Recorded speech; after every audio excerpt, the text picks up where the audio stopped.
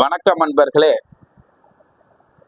இன்றைய ஜோதிட பதிவுல கடனை பத்தி பார்க்க போறோம். லோன், அதாவது கடன் வாங்கி வாழ்க்கையை இழந்தவர்களுக்காக ஜாதக அமைப்பு எப்படி இருக்கும் என்பதை பற்றி பார்க்க போகிறோம்.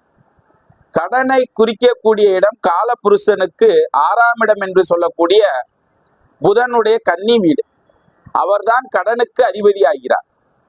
அந்த அதிபதியானவர் உங்களுடைய லக்னம், எந்த லக்னமா இருந்தாலும் சரி, அந்த லக்னத்துக்கு கூட கடனாளி என்று சொல்லக்கூடிய இந்த புதன் அவர் கூட போய் சேரும் பொழுது உங்களை கடனில் மூழ்கடிப்பார், பேராசையில் மூழ்கடிப்பார்.